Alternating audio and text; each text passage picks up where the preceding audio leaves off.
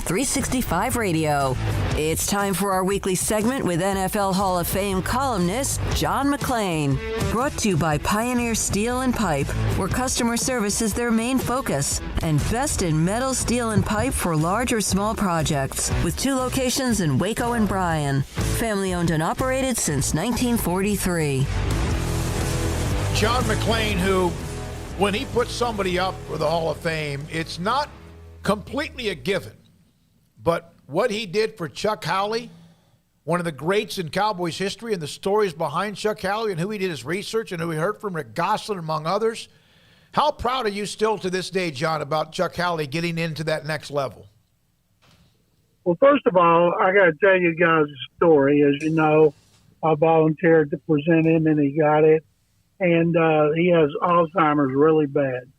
Chuck's 86. He lives at home. He lives next door to Roger Staubach, and his wife also has Alzheimer's. Fortunately, they have the resources to have round-the-clock care. So when I talked to his son, Scott, I asked Scott, does Chuck, any chance Chuck has a clue that he's in the going to be in the Hall of Fame? And Scott said, well, there's no way of knowing. I mean, we just don't know. I called him. I said, Dad, you're in the Hall of Fame. Good. And he hung up. And he said, he could have thought I was telling his son was shining. So Scott asked me last week, where do you live? I said, Houston. He said, is there any way you could come up here and meet my dad? And maybe if you tell him he's from the Hall of Fame, it might help. So I couldn't say no. So I went Sunday to stay with Tony Peterson, another Waco native who worked at the Trib, former Chronicle sports editor, who's the head of communications at SMU. And Tony also, like me, grew up a diehard Cowboys fan watching Chuck Howley on the Doomsday defense. I told Scott I'd be bringing a friend. We go over there at 11 o'clock. We go in. Chuck looked good. He was in a wheelchair. He's got his hair. He looked a lot younger than 86. I shook hands with him, very firm handshake. So I talked to him about the Hall of Fame, being in with Landry and Schramm and Gil Brandt and Roger Staubach and Bob Hayes and Mel Renfro, the players he played with. And he would just kind of nod his head, and he would look at his caregiver and just kind of say something. And Scott said, just say, yes, Chuck. And so then we went to see his trophy room, which was very, very impressive. And then we went back to the dining room, and I sat there and shook his hand multiple times, told him I'd see him in Canton, told him again the same things. I'd say, Chuck, do you realize you're in the Hall of Fame? And he just kind of was, who knew? So I left and went back to Tony's, got my car, drove back to Houston, and about just after I got outside of Dallas, I got a text from his son, Scott, said, you won't believe this. After we left, whatever the caregiver's name was, told Scott that his dad straightened up, looked him in the eye, said his name, and said, I'm in the Hall of Fame. I need a new suit, and then started crying. Oh, that's great. That's a great story. Isn't that unbelievable? Unbelievable. Yeah, man, you should be so proud. Good for you, buddy. Good for you. Good for Chuck Howley as well. That's incredible. The guy, one of the things I told people, Chuck Howley was famous for being the only player from a losing team to be voted Super Bowl MVP. He forced 3 turnovers in 16-13 loss to the Colts in the Super Bowl 5. And then the next year, Bob Lilly told me he could have been the MVP. He had 2 more turnovers, set up a touchdown and a field goal, but Staubach got it. And then Lilly called him a turnover machine, and I looked it up. Howley still, even though he retired 49 years ago, has the second most takeaways of an outside linebacker in NFL history. He and Jack Ham, who's in the Hall of Fame, his 6 interceptions in 68 are still the second most by an outside linebacker in a 4-3. And back then, everybody played a 4-3. And 5 turnovers in 2 Super Bowls back-to-back has never been done. So, and then he had He went to six. He went to 6 Pro Bowls back when the Pro Bowl meant something, but he also was first team All-Pro 5 times and second team once. And there was nobody else on our 12 finalists who went as many times as Chuck Howley. So I don't know why he got overlooked all those decades, because anybody like me who watched him in the 60s and early 70s knew he was such a great player. And Bob Lilly said there would not have been a doomsday defense without Chuck Howley. So he still has the formality of being voted in, but that's a lock, because the big committee, we rubber stamp the seniors and the coaching / contributor nominees. John, I was going to ask you, how does a guy like Chuck Howley get kind of caught in the wash there? Because there's sometimes, like wide receivers a few years ago, there were just so many that retired around the same time. You can't put in 7 guys, all right then. You can't, then it doesn't really make the class exclusive. But for a guy like Chuck Howley, it really does seem strange that those stats were lost to history for so long. Paul, I don't know. He had 20 years of modern eligibility. You got to be retired for 5. Then you have modern eligibility for 20. And if you don't get in, you go to what the late Paul Zimmerman used to call the swamp. And every year there was 1 senior nominee. Then we got it 2. And this year, for the first time, 3, because there's over 50 guys who were all decade and have never even been a finalist, like Chuck Howley, for one reason or another. Nobody ever said Chuck Howley doesn't deserve it. I was surprised when the 12 of us on the seniors committee voted, because nobody said, let's put Chuck Howley on there. It just, when the voting for 12 came out, he was on there, and I was stunned. John, Tell you guys right quick, something is weird. Excuse me, Craig. Go ahead. I used to play like I was Chuck Howley in the yard. Neighborhood kids, we'd play. We all loved the Cowboys. I was 8 when they were formed in 1960. Howley got there in 61 with Bob Lilly. And then I'm thinking, here I am standing in his house and looking at all these trophies he won when I watched him play. And I'm like, how did I get from playing him in the backyard, shaking his hand right now, and helping him be a senior nominee for the Hall of Fame? It just boggles my mind. John, I know there's some sad news in the Texans community with the passing of Jamie Roots. Any thoughts on your experiences with him and just the story itself? I know is sad, but any thoughts on Jamie Roots? I knew Jamie Roots for 22 years. He came to the Texans in 2000, 2 years before they started playing. Bob McNair hired him to run marketing. He was recommended by Lamar Hunt. Lamar ran Major League Soccer, and Jamie was with the Columbus Crew, and he recommended him, and Bob hired him. Then he promoted him to president. He was a guy that was sell. Every game with him as the president before the pandemic sold out, regular season and preseason. They didn't always show up, but he sold them. And then he resigned in 2021. He was immediately miserable, thought he wanted to teach and write books. Taught at University of Houston, taught at Sam Houston State. I took a job with the Houston Dynamo for 4 days and then quit. And they gave me a fundraiser, Salute to the General for Charity, about 3 months ago. And he headed the committee that put it together, and he sold so many sponsorships. And we gave Be an Angel Foundation much more money than they thought they were going to get. But he played a lot of golf, but people, his close friends, knew he was miserable. Nobody knew he was that miserable to kill himself while his wife was in Fort Worth taking his daughter into TCU. And she came home and found him dead. And people here, as you can imagine, are just in shock. Yeah, that's very sad. And for those that don't know, if I'll clarify, former Texans president Jamie Roots, who passed away, I believe it was just yesterday. So, yeah, very sad stuff there. On the brighter side, John, I did notice one of your retweets. I was planning on asking about him, but Grayson Arnold over there on the Texans, former Baylor defensive back. I know Lovey had some positive comments on him, but He's kind of a fringe guy. I mean, just his career thus far, what kind of a chance does Grayson Arnold have of sticking around with the Texans? He had a really good training camp. And in the game at the Rams, he forced a turnover, knocked down a couple passes, made a couple of tackles. And if the officials hadn't blown it on the last play, he would have had another takeaway. But because the clock expired, they didn't look at it because he had one clear as day, as you could see on the play and on the replay. So I thought Arnold would not have the chance to make the team, maybe the practice squad, but they have 4 new starters in the secondary.